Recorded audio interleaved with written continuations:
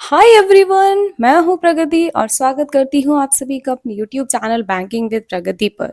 इस सेशन में हम करंट अफेयर्स को हैंड रिटन नोट्स के थ्रू पढ़ेंगे। यहाँ मैं आपको करंट अफेयर्स को बहुत ही ईजी एंड डिटेल्ड वे में एक्सप्लेन करने वाली हूँ। तो आइए आज हम पढ़ते हैं 14 एंड 15 अप्रैल 2024 का कंप्लीट करंट अफेयर्स।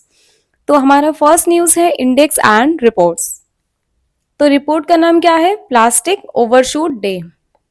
ठीक है, रिपोर्ट का नाम है प्लास्टिक ओवरशूट डे, जो कि मनाया गया है पब्लिश किया है ये report by EA earth action. ठीक है, ये स्विट्जरलैंड की एक नॉन प्रॉफिट ग्रुप है। ठीक है, तो प्लास्टिक ओवरशूट डे की बात करें तो ये बेसिकली किस लिए मनाया जाता है? बेसिकली यहाँ पे देखा जाता है जो प्लास्टिक जनरेट हुई है, ठीक है, जो प्लास्टिक वेस्ट जनरेट हुआ है, अगर वो हमारी जैसे कंट्री है, ठीक है, कोई भी कंट्री है या दुनिया की कोई भी, दुनिया में जो प्लास्टिक वेस्ट जनरेट हो रहा है, ठीक है, तो उसकी एक पर्टिकुलर कैपेसिटी होगी उसको मैनेज करने की। ठीक है, लेकिन उसके मैनेज करने की कैपेसिटी से ज्यादा जनरेट हो रहा है अगर प्लास्टिक वेस्ट, तो उस केस में हम ये मनाते हैं plastic overshoot day.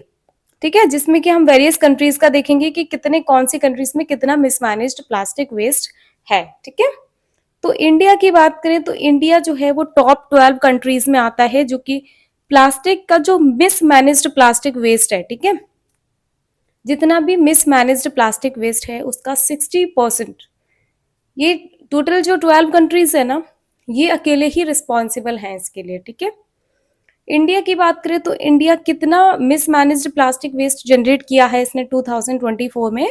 7.4 million turns. ठीक है, बाकी अगर हम ग्लोबली पूरे वर्ल्ड लेवल पे बात करें, ग्लोबल लेवल पे बात करें, कितना प्लास्टिक वेस्ट जनरेट हुआ है? 220 million tons. Total 220 million tons plastic waste generate हुआ है ग्लोबली, एंड जिसमें से 70 मिलियन टन्स जो है वो मिसमैनेज्ड प्लास्टिक वेस्ट है। वो ऐसा प्लास्टिक वेस्ट है जिसको कि मैनेज नहीं किया जा सकता। ठीक है, मैनेज नहीं होगा तो क्या होगा? बेसिकली फाइनली क्या होगा? इन्वायरमेंट पॉल्यूट होगा। ठीक है, इंडिया की बात करें तो पर पर्सन, एक पर्सन एक साल में 8 kg वेस्ट प्रोड्यूस करता है। ठीक है, जो कि अगर ग्लोबली देखी जाए तो ये सबसे कम है, लोवेस्ट है सबसे। ठीक है, अगला हम पढ़ते हैं करंट बैंकिंग अवेयरनेस। ठीक है, आरबीआई ने अप्रूवल दे दिया है कौन सी कंपनी को? Revolute India.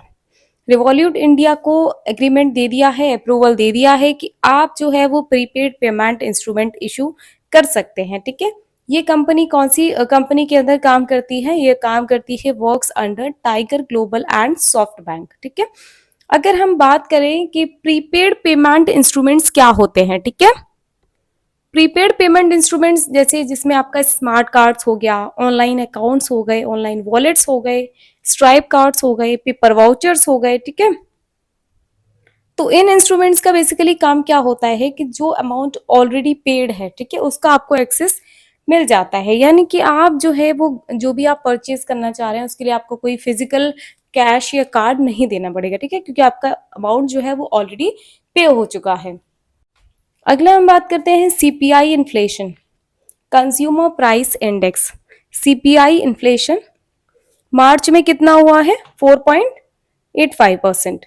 ये नेशनल स्टैटिस्टिक ऑफिस ने डेटा दिया है। ये इनके हिसाब से फरवरी में जो इन्फ्लेशन था वो 5.09% था, एंड मार्च में ये कम हो गया है। कितना हो गया है? 4.85%। तो हम अगर बात करें सीपीआई इन्फ्लेशन की, ये बेसिकली इसमें क्या देखते हैं हम कि जो कोई पर्टिकुलर हाउस होल्ड, कोई पर्टिकुलर ग्रुप अगर कोई चीज खरीद रहा है, ठीक है, तो उसमें जो गुड्स एंड सर्विसेज के प्राइसेस में जो भी चेंज रहता है, इन्फ्लेशन, यही तो होता है इन्फ्लेशन। अगला हम बात करते हैं एसबीआई एंड आईसीआईसीआई बैंक। ये दोनों जो है वो यूरोपियन बैंक्स के लिए एज अ लोकल इंटरमीडिएट्स की तरह वर्क करेंगी। ठीक है, एंड ये थर्ड पार्टी क्लियरिंग सर्विसेज के लिए सर्च कर रही हैं। फॉरेन बैंक्स के लिए अपनी जो ट्रांजेक्शन है इनको सीसीआईएल के साथ ट्रांजेक्शन को डिसकंटिन्यू करना पड़ेगा टिल अक्टूबर 2024। क्यों करना पड़ेगा? Due to ESMA's derecognition. ठीक है, तो जो ईएसएमए का जो डिसीजन है उसने 4 यूरोपियन बैंक पे इम्पैक्ट डाला है। कौन सी बैंक्स हैं? जिसमें हमारी फर्स्ट बैंक है क्रेडिट एग्रीकोल, सेकंड है सोसाइटी जनरल, एंड थर्ड है ड्यूट्स बैंक, फोर्थ है बीएनपी परिबास। अगला न्यूज है हमारा, जन स्मॉल फाइनेंस बैंक ने Kotak Mahindra life insurance company से टाई अप किया है। इन्होंने बोला है कि जो इसका जो प्रोडक्ट्स हैं, लाइफ इंश्योरेंस कंपनी है जो कोटक महिंद्रा, इसकी जो भी लाइफ इंश्योरेंस के प्रोडक्ट्स हैं वो बैंक के कस्टमर्स को सेल किए जाएंगे। तो बैंक इसलिए काम करेगी, बैंक जो है वो उनकी लाइफ इंश्योरेंस प्रोडक्ट्स को सेल करेगी अपनी ब्रांच से, ठीक है। तो अगर हम बात करें जन स्मॉल फाइनेंस बैंक की, तो ये 2008 में बना था एंड इसका जो हेडक्वार्टर है वो बैंगलोर कर्नाटका में है। इसके एमडी एंड सीईओ है अजय कानवाल एंड इसकी टैगलाइन है पैसे की कदर। अगला हम पढ़ते हैं नेशनल अफेयर्स। तो यहाँ बात हो रही है गवर्नमेंट ऑफ इंडिया, ठीक है। इंडिया की गवर्नमेंट ने एक 50 ग्राम का एक कॉइन निकाला है, 50 ग्राम का कलर्ड सोवियन कॉइन निकाला है जो कि पब्लिक सेल के लिए है, जो कि कितने रुपए का है, 5860, ठीक है। एक कॉइन 5860 का है, 50 ग्राम का, ठीक है। तो इसको आप जो SPMCILI की वेबसाइट से आप इसको परचेज कर सकते हैं। तो ये जो कॉइन है इसमें एक तरफ तो जो रामलला की फोटो है वो स्टैचू है उनकी, जो कि 5 साल की बच्ची की प्रतिमा है, ठीक है। जब वो 5 साल की थी वो वाली इसका फोटो है उनका। दूसरी साइड राम मंदिर जो है उसका फोटो है, ठीक है, उसका फिगर है। तो राम मंदिर का जो पूरा हमने डिटेल में एक पूरा वीडियो सेपरेट बनाया हुआ है राम मंदिर इनॉग्रेशन का, तो वहां आपको प्रॉपर डिटेल मिल जाएगा टेम्पल के बारे में, स्टैचू के बारे में, कंप्लीट वीडियो हमने डाल रखा है, ठीक है। तो आप प्लेलिस्ट में जाके सर्च कर लीजिएगा राम मंदिर इनॉग्रेशन, आपको कंप्लीट वीडियो मिल जाएगा, ठीक है। अगला हम पढ़ते हैं न्यू अपॉइंटमेंट्स। तो यहाँ बात हो रही है अनिरुद्ध बॉस। अनिरुद्ध बॉस बने हैं director of national judicial academy. Bhopal में एक अकेडमी है नेशनल जुडिशियल अकेडमी, इसके डायरेक्टर बने हैं, ठीक है। इनसे पहले कौन थे, इन्होंने किसको रिप्लेस किया है, अंशुमान सिंघानिया। अंशुमान सिंघानिया एमडी है ऑफ जेके टायर इंडस्ट्रीज, ठीक है, इसके एमडी है। नेशनल जुडिशियल अकेडमी की अगर हम बात करें तो ये 1993 में बना था। कौन से एक्ट के तहत बना है, सोसाइटी रजिस्ट्रेशन एक्ट 1860। किसने फंड दिया है, गवर्नमेंट ऑफ इंडिया ने। कौन गवर्न कर रहा है, governing council and general body.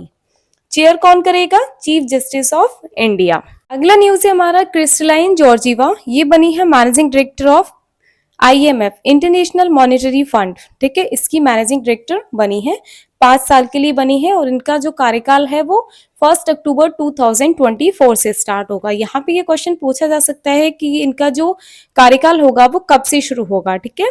अगर हम बात करें वहीं IMF की, तो ये 1945 में बना था और इसका हेडक्वार्टर वॉशिंगटन DC में है। इसमें 190 मेंबर्स हैं जिसमें कि 189 जो है वो UN कंट्रीज हैं एंड एक इसमें कोसोवो है, ठीक है। इसके एमडी कौन है, क्रिस्टलिना जॉर्जीवा। अगला हम पढ़ते हैं ग्लोबल समिट्स एंड कॉन्फ्रेंसेस। तो यहाँ समिट कौन सी है, ये पहली बार हो रही है, इसलिए एग्जाम के लिए अपने आप में ही इंपॉर्टेंट हो जाती है। समिट का नाम है trilateral summit among the US, Japan and Philippines, ठीक है। 3 कंट्रीज के बीच में हो रही है, इसलिए इसका नाम है ट्राइलेटरल, ठीक है। किस किस कौन सी कंट्रीज इन्वॉल्व है, US है, जापान है एंड फिलीपींस है, ठीक है। कहाँ पर हो रही है ये, वॉशिंगटन DC में। कौन होस्ट कर रहा है, जो बिडेन। जो बाइडेन कौन है, अमेरिका के प्रेसिडेंट हैं। अगला हम पढ़ते हैं डिफेंस एक्टिविटीज, ठीक है। तो डिफेंस मिनिस्ट्री ने एक टेंडर इशू किया है, किसके लिए, हिंदुस्तान एरोनॉटिक्स लिमिटेड के लिए। और इन्होंने बोला है कि हम जो है मेड इन इंडिया के 97 LCA Mark 1A fighter jets को इन्होंने टेंडर दे दिया है, बोला है कि हम इसको इशू कर रहे हैं। इसका कॉस्ट रहेगा 65,000 करोड़। हिंदुस्तान एरोनॉटिक्स लिमिटेड जो है वो 1940 में बना था, इसका हेडक्वार्टर बैंगलोर कर्नाटका में है एंड इसके CMD है CB आनंद कृष्णन, ठीक है। अगला पढ़ते हैं हम लेटेस्ट स्पोर्ट्स न्यूज। तो यहाँ बात हो रही है बैडमिंटन एशिया चैंपियनशिप की, इसका 41st एडिशन है। कहाँ पर हो रही है ये, Ningbo Olympic sports centre, gymnasium in Ningbo China, ठीक है। मैन सिंगल्स में कौन जीता है, जोनाथन क्रिस्टी, ये इंडोनेशिया के हैं एंड वीमेन सिंगल्स में जीता है वैंग जी, ये चाइना की है, ठीक है। अगला न्यूज है हमारा सनराइजर्स हैदराबाद। सनराइजर्स हैदराबाद जो टीम है इसने रिकॉर्ड ब्रेक किया है, इन्होंने 287 रन्स बनाए हैं इन IPL 2024। किसको हराया है इन्होंने? आरसीबी को, क्योंकि एग्जाम में क्वेश्चन पूछ सकता है कि जीते हैं ओके, बट इन्होंने किसको हराया है, ठीक है, कौन सी टीम को हराया है? रॉयल चैलेंजर्स बैंगलोर को इन्होंने हराया है, ठीक है। हमारा नेक्स्ट एंड लास्ट न्यूज है अवार्ड्स एंड ओनर्स, ठीक है। तो यहाँ बात हो रही है प्राइम मिनिस्टर मोदी जी की। ये पहले इंडियन पीएम है इंदिरा गांधी के बाद, ठीक है, आफ्टर इंदिरा गांधी ये पहले इंडियन पीएम है जिनको कि न्यूज वीक के कवर पेज पे लाया गया है, ठीक है। इससे पहले जो पीएम है फॉर्मर हमारी इंदिरा गांधी, ये आई थी अप्रैल 1966 में, ठीक है। तो इसी के साथ हम सेशन को खत्म करते हैं। Thank you guys for attending the session. अगर आपको सेशन अच्छा लगा हो तो वीडियो को लाइक करें एंड मेरे चैनल को सब्सक्राइब करें। ऑल्सो बेल आइकन को प्रेस करें जिससे कि आने वाले क्लासेस की अपडेट्स आपसे मिस ना हो।